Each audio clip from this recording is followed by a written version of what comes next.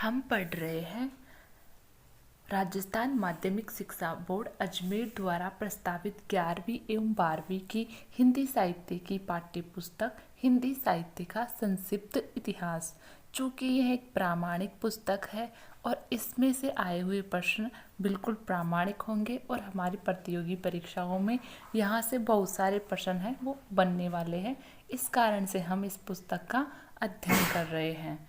अगर आप GRF net GRF की तैयारी कर रहे हैं, आप हिंदी साहित्य से फर्स्ट ग्रेड सेकंड ग्रेड अध्यापक परीक्षा की तैयारी कर रहे हैं, या फिर आप हिंदी साहित्य से यूजी या पीजी कर रहे हैं, आप 11वीं 12वीं के विद्यार्थी हैं, तो आपके लिए यह पुस्तक बहुत ही कारगर साबित होगी, बहुत ही मददगार साबित होने वाली है। तो आप अगर इससे पहले हम भक्तिकाल पढ़ रहे हैं और भक्तिकाल से पूर्व हम आदिकाल है वो पढ़ चुके हैं, और अगर आपको आदिकाल पढ़ना है, शुरू से पढ़ना है, तो प्लेलिस्ट बनी हुई है, वहाँ पर जाकर आप सभी वीडियोस देख सकते हैं, उनका लाभ उठा सकते हैं। और अगर आप चैनल पर नए हैं और अब तक आपने चैनल को सब्सक्राइब नहीं किया है, तो बिल्कुल आप चैनल को सब्सक्राइब कर ले, ताकि आपको एक अच्छा मैटर मिल सके, परीक्षा उपयोगी जानकारियाँ हैं वो मिल सके, और आप कहीं भी भटके नहीं और अच्छे से अपनी तैयारी है वो करें। वीडियो अच्छा लगे तो लाइक भी कर ले, अपने दोस्तों में शेयर भी कर दे। आज हम पढ़ने वाले हैं हिंदी साहित्य का द्वितीय कालखंड भक्ति काल। और भक्ति काल के वातावरण में, भक्ति काल के समय कौन कौन से भक्ति संप्रदाय प्रचलित थे, कौन कौन से संप्रदाय है वो प्रचलन में थे, और उनके प्रवर्तक कौन कौन थे, उनकी जानकारी है वो आज हम इस क्लास में लेने वाले हैं।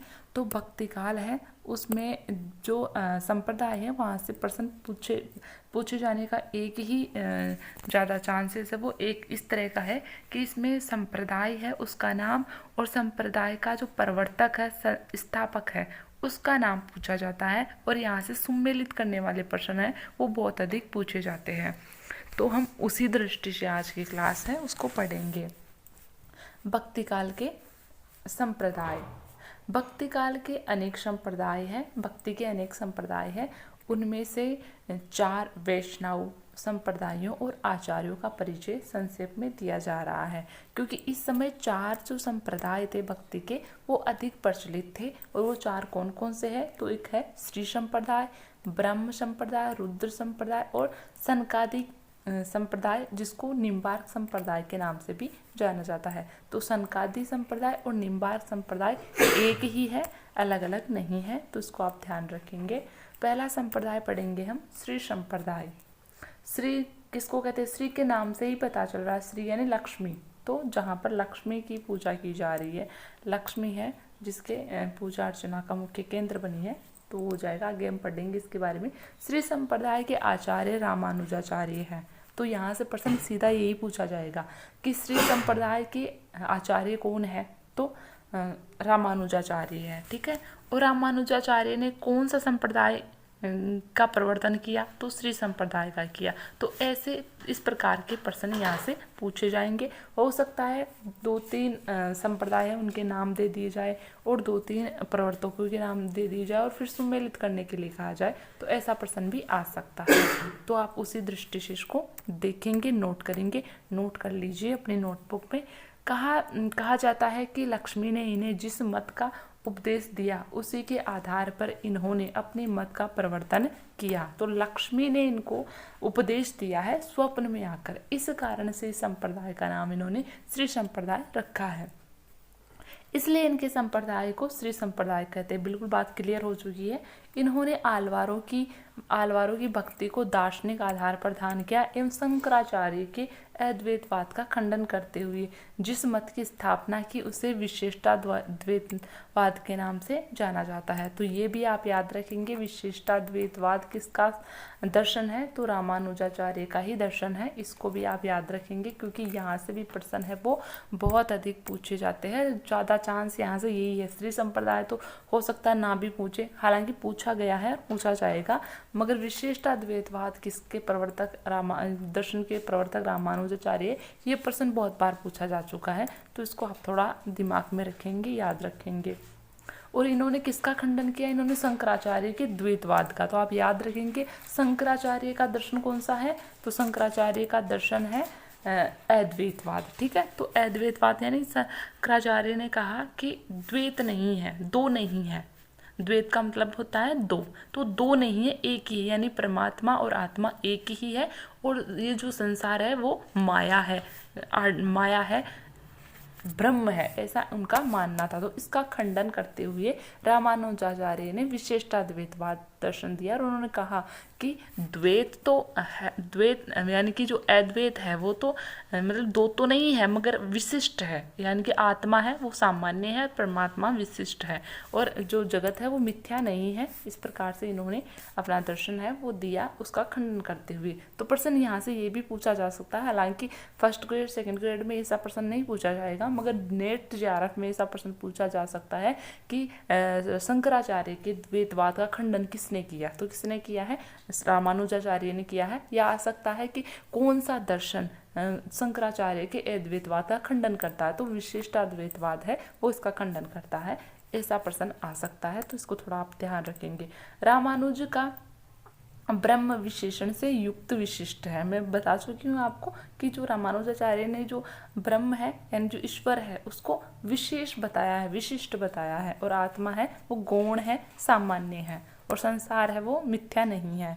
रामानुजाचार्य के अनुसार जगत मिथ्या नहीं वास्तविक है, ये मैं बता चुकी हूँ। जगत शरीर है और ब्रह्म शरीरी है, यानी कि जो जगत है वो तो क्या है, शरीर है, और ब्रह्म यानी परमात्मा है वो शरीरी है, यानी कि जगत रूपी संसार है उसको उस परमात्मा ने शरीर के रूप में धारण कर रखा है, यानी कि परमात्मा का शरीर ये संसार है, और इस शरीर को धारण करने वाले परमात्मा ब्रह्म विशिष्ट है।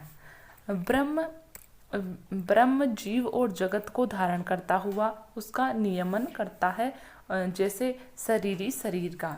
इस जगत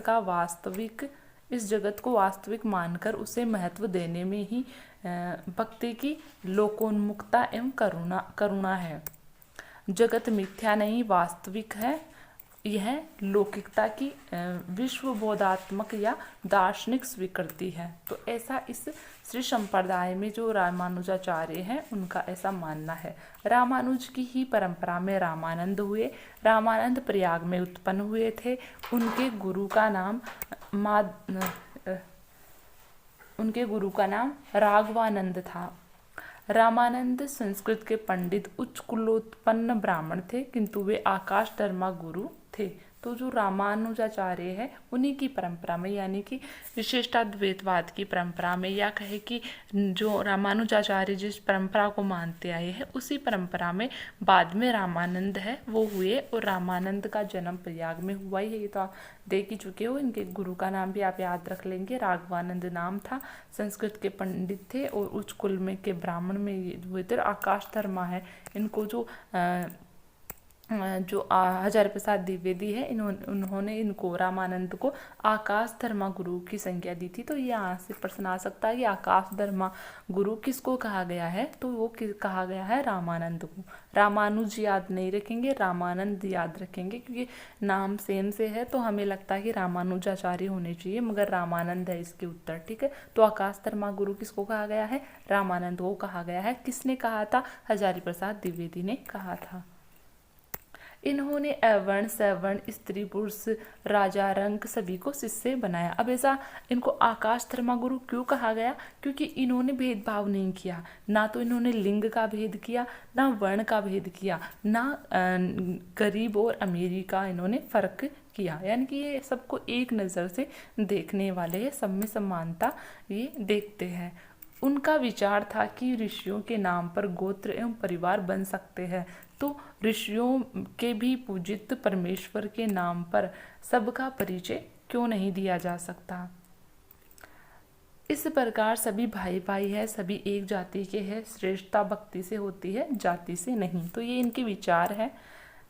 इनके 12 शिष्य प्रसिद्ध है, तो आप याद रखेंगे रामानंद के कितने प्रसिद्ध कितने शिष्य प्रसिद्ध है, तो 12 शिष्य है वो प्रसिद्ध है। और इन 12 शिष्यों के नाम भी आप नोट करेंगे, लिख लेंगे, क्योंकि यह बार बार एग्जाम में बहुत बार पूछा गया है। नेट के एग्जाम में तो ये पूछा जाता है, फर्स्ट ग्रेड में भी पूछा जा सकता है। यहाँ पर प्रश्न का पैटर्न इस प्रकार से रहेगा कि निम्न में से कौन सा रामानंद का शिष्य नहीं था, और फिर 4 ऑप्शन होंगे जिनमें रैदास, कबीर, धन्ना और एक सूरदास आ गया। ठीक है, तो सूरदास है वो इनके शिष्य नहीं थे। तो इस प्रकार से प्रश्न पूछा जा सकता है, या फिर पूछा जा सकता है निम्न में से कौन रामानंद का शिष्य था। ठीक है, और फिर 3 ऑप्शन अलग हो जाएंगे, जैसे रसखान आ गया, मीरा आ गई और सूरदास आ गया, एक कबीर आ गया, तो कबीर इसका उत्तर हो जाएगा। तो इस प्रकार से यहाँ से प्रश्न पूछे जाएंगे। तो आप इनके नाम याद रखेंगे। तो 12 इनके प्रसिद्ध शिष्य हैं और उनकी सूची इस प्रकार से है, तो आप नोट कर लेंगे इनको। रैदास, कबीर, धन्ना, सेनापति, पीपा, भावानंद, सुखानंद, अंतानंद, सुरसुरानंद, नरहरियानंद, पद्मावती और सुरसरी, ये नाम याद रखेंगे। इनमें 2 जो है, ये 2 है पद्मावती और सुरसुरी, ये महिलाएं हैं। ठीक है, ये नारी शिष्य हैं इनकी, और बाकी है ये इनके पुरुष शिष्य हैं।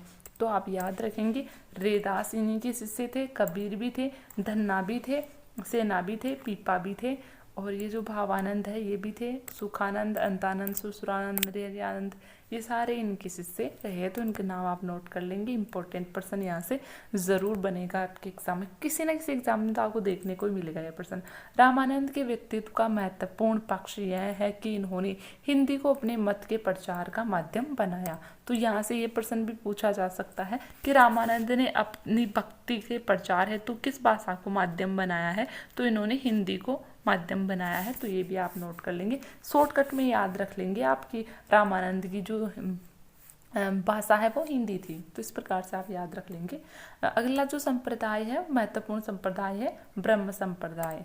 तो ब्रह्म संप्रदाय के प्रवर्तक है वो माधवाचार्य थे। तो आप याद रखेंगे ब्रह्म संप्रदाय के प्रवर्तक कौन है, माधवाचार्य है, ये आप याद रखेंगे। इनका जन्म गुजरात में हुआ था। चैतन्य महाप्रभु पहले इसी संप्रदाय में दीक्षित हुए थे। इस संप्रदाय का सीधा संबंध हिंदी साहित्य से नहीं है। तो इस ब्रह्म संप्रदाय का संबंध हिंदी साहित्य से नहीं है, इस कारण से इसको डिटेल से पढ़ने की हमें ज़रूरत नहीं है। हमें इतना ही याद रखना है इसमें कि ब्रह्म संप्रदाय के प्रवर्तक वो माधवाचार्य हैं। और ये अगर आप थोड़ा और डीपली पढ़ना चाहते हैं तो आप ये भी याद रख लेंगे कि चैतन्य महाप्रभु है वो पहले ब्रह्म संप्रदाय में दीक्षित हुए थे। ठीक है, तो ये याद रख लेंगे, बाकी ना भी रखो तो कोई बड़ी बात नहीं, क्योंकि ये हिंदी से रिलेटेड नहीं है, तो इतना ज़्यादा नहीं आएगा इसमें से। फिर है रुद्र संप्रदाय। रुद्र संप्रदाय भी इम्पोर्टेंट है। इसके प्रवर्तक विष्णु स्वामी थे।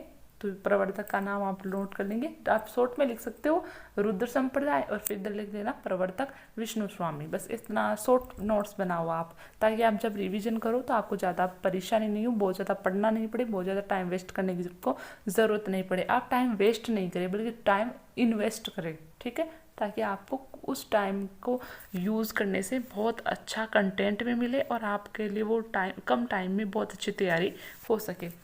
वस्तुतः यह महाप्रभु वल्लभाचार्य के पुष्टि संप्रदाय के रूप में ही हिंदी में जीवित है। तो ये भी आप याद रख सकते हैं, नोट कर लेंगे आप इसको भी कि महाप्रभु वल्लभाचार्य के पुष्टि संप्रदाय, यानी पुष्टि संप्रदाय के संस्थापक कौन थे। तो कौन, या कहे कि पुष्टि संप्रदाय किससे संबंधित है, तो वल्लभाचार्य से संबंधित है। वल्लभाचार्य ने पुष्टि संप्रदाय की स्थापना की थी, तो उसी के अंतर्गत ये जीवित है। यानी रुद्र संप्रदाय वो आगे चलकर वल्लभ संप्रदाय है उसके अंतर्गत आ जाता है, या पुष्टि संप्रदाय है उसके अंतर्गत आ जाता है। वल्लभ संप्रदाय, पुष्टि संप्रदाय एक ही नाम, एक ही बात है। फिर है जिस प्रकार रामानंद ने राम की उपासना पर बल दिया था, उसी प्रकार वल्लभाचार्य ने कृष्ण की पूजा उपासना पर बल दिया है। तो आप वल्लभाचार्य ने किस पर दिया है, कृष्ण पर, क्योंकि वल्लभाचार्य वो कृष्ण के भक्त थे, इसलिए उन्होंने उसकी उपासना पर बल दिया है।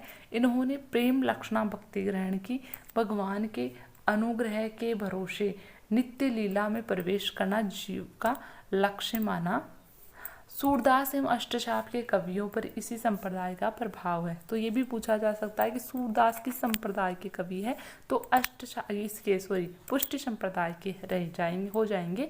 और अष्टचाप कवि है वो भी पुष्टि संप्रदाय से संबंधित है, क्योंकि वल्लभाचार्य ने पुष्टि संप्रदाय की स्थापना की थी और वल्लभाचार्य के पुत्र थे विठलनाथ। तो विठलनाथ ने फिर अष्टचाप कवियों की मंडली बनाई थी, अष्टचाप मंडली है उसकी स्थापना की थी विठलनाथ ने, जो कि वल्लभाचार्य की ही पुत्र थे। ठीक है, तो ये उसी से रिलेटेड हो जाएंगे।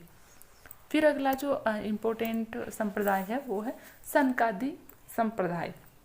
और सनकादि संप्रदाय का एक और नाम है वो है निम्बार्क संप्रदाय। ठीक है, दोनों आप याद रख सकते हो।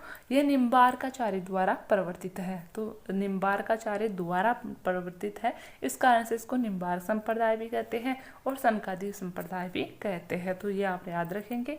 हिंदी भक्ति साहित्य को प्रभावित करने वाले राधा वल्लभी संप्रदाय का संबंध इसी से जोड़ा जाता है। तो इस संप्रदाय में राधा है उसकी पूजा की जाती है, राधा को अधिक महत्व दिया गया है, राधा को ही पूजा इसमें पहले की जाती है। तो राधा वल्लभी संप्रदाय के प्रवर्तक हित हरिवंश का जन्म 1502 ईस्वी में मथुरा के पास बांदा गांव में हुआ था। तो आप ये भी याद रखेंगे कि राधा वल्लभी संप्रदाय है, इसके संस्थापक या इसके प्रवर्तक कौन है, तो हित हरिवंश है। यहाँ से प्रश्न पूछा जा सकता है, तो इनको भी आप नोट कर लेंगे, याद रखेंगे। बाकी जन्म कहाँ हुआ क्या है ये ज़्यादा जानकारी है आपको, आप ना भी याद रखें तो कोई प्रॉब्लम नहीं, इतना नहीं आता है। कहा जाता है कि हित हरिवंश पहले मध्वानुयायी थे, इसमें राधा की प्रधानता है। तो मैं आपको बता चुकी हूँ, इसमें राधा की पूजा की जाती है, मुख्य रूप से राधा को अधिक महत्व दिया गया है। इस प्रकार से जो हिंदी साहित्य के जो संप्रदाय थे वो हम पढ़ चुके हैं, जो हिंदी के अंतर्गत महत्व रखते हैं भक्ति काल के संदर्भ में।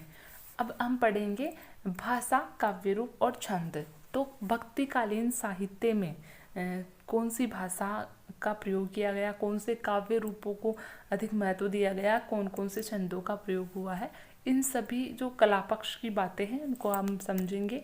तो एक एक करके हम समझेंगे। तो पहले हम देखते हैं, भक्ति आंदोलन अखिल भारतीय था। इसका अखिल भारतीय मतलब संपूर्ण भारत में भक्ति आंदोलन है वह फैला था। पहले दक्षिण भारत में आया, फिर बाद में उत्तर भारत में है। तो इस प्रकार से ये संपूर्ण भारतवर्ष है उसमें फैल गया था। तो अखिल भारतीय था ये आंदोलन।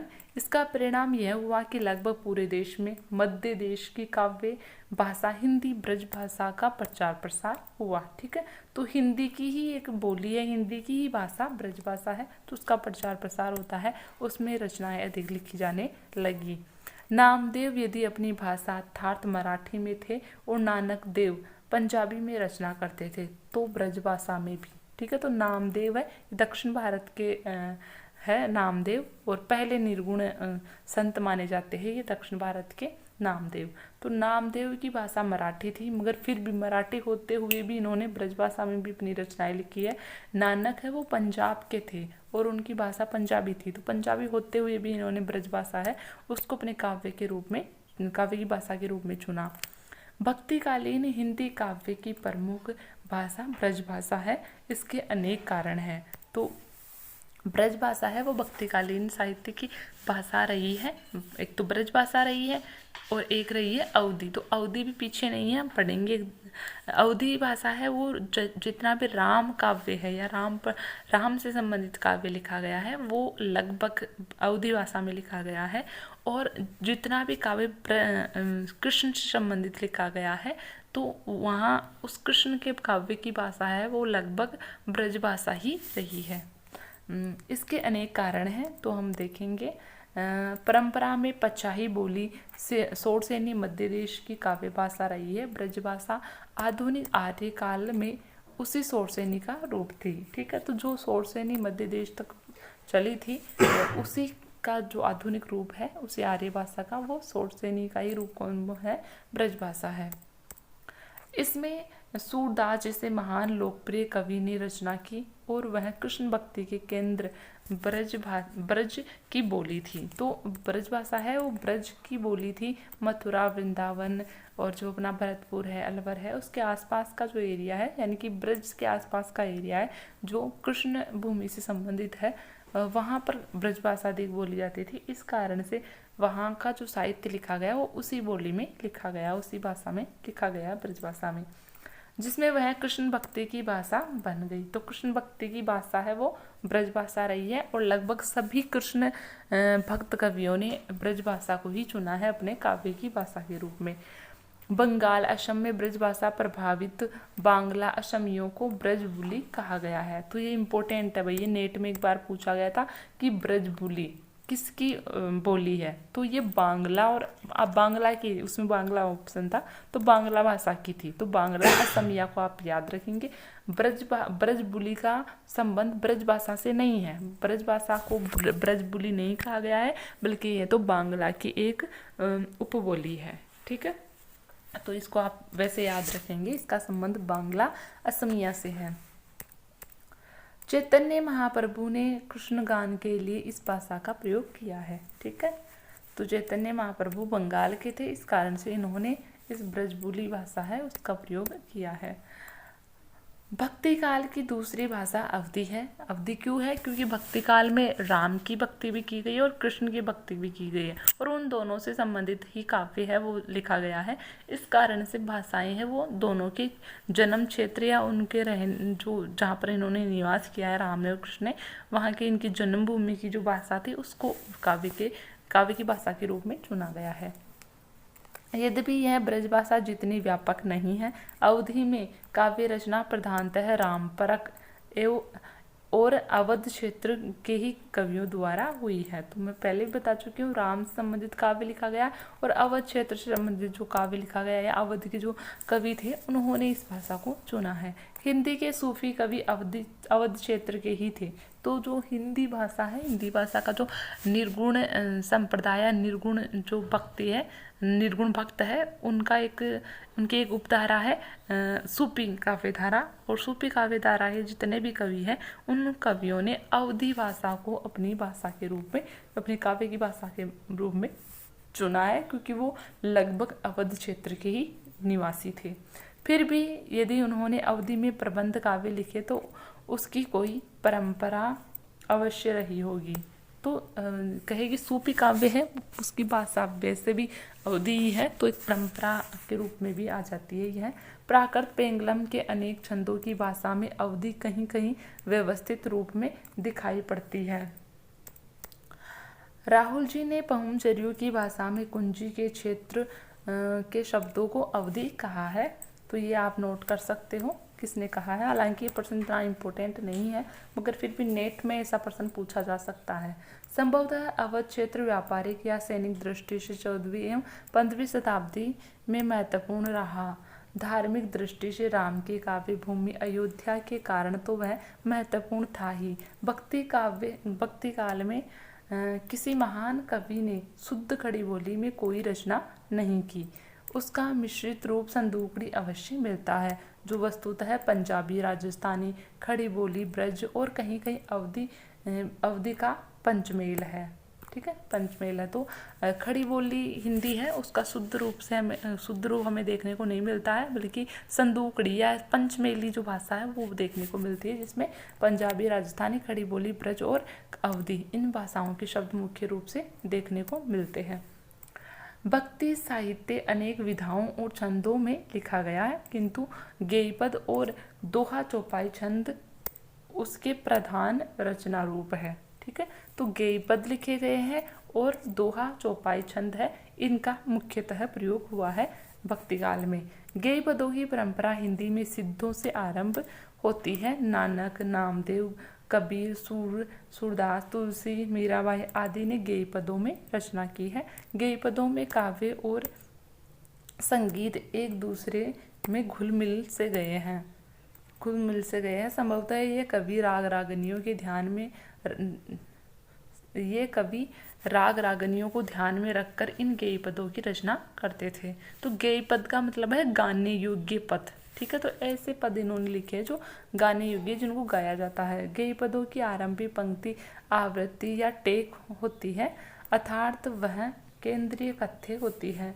बीच की पंक्तियों में उस कथ्य की व्याख्या होती है और अंतिम पंक्ति में रचनाकार अपना नाम डालकर गेय पद समाप्त करता है। यह अपने अनुभव से गेय पद के कथ्य को सत्यापित करता है। तो आप लोगों ने पढ़े भी होंगे गेय पद, कबीर के पढ़ लो, सूरदास के पढ़ लो, मीरा के पढ़ लो। तो इनमें आप ये सारी चीज़ें जो यहाँ विशेषता बताई गई है वो आपको देखने को मिलेगी। मीरा के काफ़ी मुझे मुख्य रूप से आप देख सकते हो, और इन्होंने अपने अंतिम पंक्ति उसमें अपना नाम भी दिया है। ठीक है, तो वो देख सकते हो आप उदाहरण के लिए।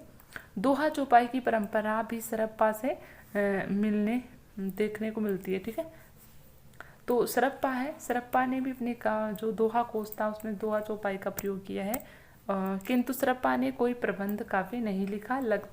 लगता है दोहा चौपाई के प्रबंध काव्य लिखने के लिए अवधि की प्रकृति अधिक अनुकूल थी, यानी कि अवधि भाषा है उसी में दोहा और चौपाई छंद के रूप में प्रबंध काव्य लिखे गए। और इस प्रबंध काव्य का जीता जागता सबसे सुंदर श्रेष्ठतम उदाहरण रामचरितमानस है, जो तुलसीदास ने लिखी थी। जायसी पूर्व अवधि कवियों के भी अनेक काव्य चौपाई दोहे में कड़वकबद्ध मिलते हैं। तो जो ये जायसी है मलिक मोहम्मद जायसी है, और उससे पूर्व के जो कवि हैं उनमें भी हमें ये देखने को मिलता है, या सूफी कवि है उनमें हमें देखना को मिलता है कि उन्होंने दोहा और चौपाई छंदों में अपनी रचनाएं लिखी है। और दोहा चौपाई को ही कड़वक छंद कहते हैं। तो कड़वक छंद पद्धति में लिखा गया है। जैसे भीम कवि का दंगवे पुराण, सूरजदास की एकादशी कथा, पुरुषोत्तम दास का जैमिनी पुराण, ईश्वर दास की सत्यवती कथा। किंतु यह रचनारूप सूफी कवियों विशेषतः जायसी के हाथों अत्यंत परिष्कृत हुआ। तुलसीदास ने इस चरमोत्कर्ष पर पहुंचा दिया। तो तुलसीदास ने इसको चरमोत्कर्ष पर पहुंचाया है। और जो जायसी है उन्होंने पद्मावती लिखा, तो पद्मावती में इन्होंने बिल्कुल इसका सुंदर प्रयोग किया है, तो इसको परिष्कृत किया है। बाकी इनसे पहले भी यह पद्धति हमें देखने को मिलती है। ठीक है, तो 5 या 7 दोहों के बाद में एक चौपाई, या फिर 5 या 7 चौपाई के बाद में एक दोहा, उसको कड़वक छंद पद्धति कहते हैं, या कड़वक छंद कहते हैं। दोहे की परंपरा अपभ्रंश में मिलने लगती है। सरप्पा का दोहा कोश प्रसिद्ध है। दोहा नाम से आदिकाल में ढोला मारूरा दोहा जैसा प्रबंध काव्य भी मिलता है। भक्ति काल में कबीर के दोहे साखी के नाम से जाने जाते हैं। तो कबीर की जो साखी है उसमें दोहे का प्रयोग किया गया है, ये आप नोट कर लेंगे क्योंकि ये पूछा जा सकता है। तुलसीदास ने राम कथा दोहावली में रची, यानी कि राम कथा है वो दोहावली, वो दोहे में लिखी है। दोहों का ही एक रूप सोरठा है। तो सोरठा और दोहा है उसमें ज़्यादा अंतर नहीं है, वो एक जैसे ही है। छप्पई सवैया कवित भुजंग प्रयात बैरवे हरिगीतिका आदि काव्य भक्ति काव्य के बहुप्रचलित छंद है। तो इन छंदों का प्रयोग भी इसमें देखने को मिलता है। सवैया कवित हिंदी के अपने छंद है जो भक्ति काल में दिखलाई पड़ते हैं। इनकी स्पष्ट परंपरा पहले नहीं मिलती। तुलसीदास ऐसे भक्त कवि हैं जिनके यहाँ मध्यकाल में प्रचलित प्राय सभी काव्य रूप मिल जाते हैं। तुलसीदास ने मंगल काव्य, नहछु, कलेऊ, सोहर जैसे काव्य रूपों का भी उपयोग किया है। नहछु कलेऊ विवाह के समय गाए जाते हैं, तो ये आप याद रखेंगे। नहछु और कलेऊ है वो विवाह के समय गाए जाने वाले हैं। और सोहर है वह पुत्र जन्म के समय गाया जाने वाला गीत है। तो इनको आप याद रखेंगे।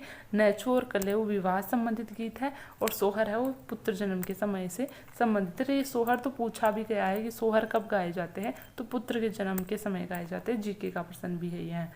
आदिकाल में विविध छंदों में प्रबंध काव्य रचने की प्रवृत्ति थी। उदाहरण के लिए पृथ्वीराज रासो छंद बहुत जल्दी बदलते हैं, यानी पृथ्वीराज रासो है उसमें बहुत अधिक छंदों का प्रयोग किया गया है।